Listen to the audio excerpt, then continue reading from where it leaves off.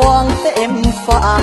น้ำเสไหลหลังสู่แม่น้ำคองงานบุญประจำปีประเพณีของ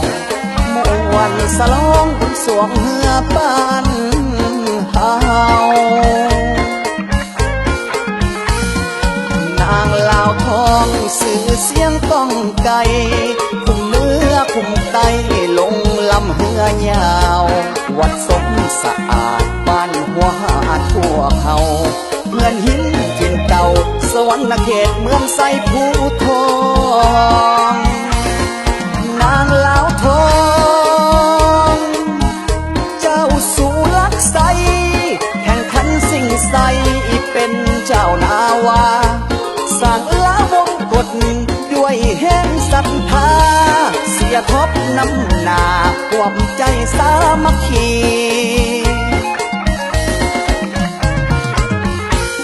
วอนสิ่งศักดิ์สิทธิ์เนรมิตบันดลไหววอนพระธาตุโพนแม่ยานางจงช่วยทีลาวทองเอ้ยให้สมเกียรติศักดิ์ศรีสิงไสปีนี้เป็นเจ้านาวาลาวทองเอ้ยนางลาวทองของแซมเลียนคำ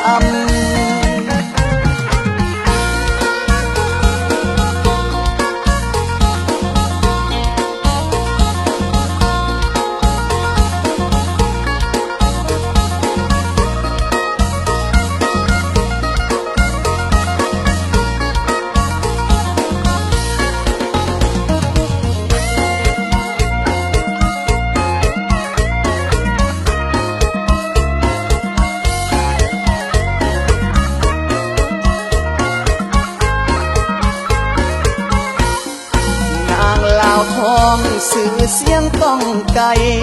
คุมเนื้อคุมไตลงลำเฮือยาว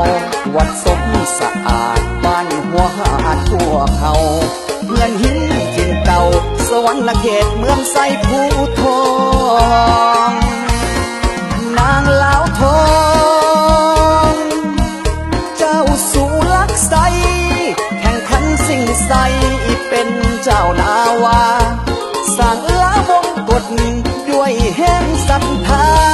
เสียทบน้ำหนาความใจสามัคคี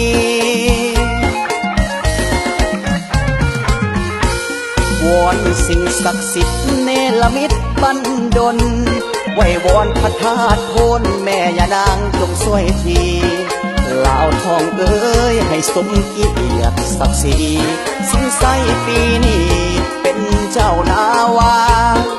ลาวทองเอ้ยนางลาวทองของแซมเลียนคำ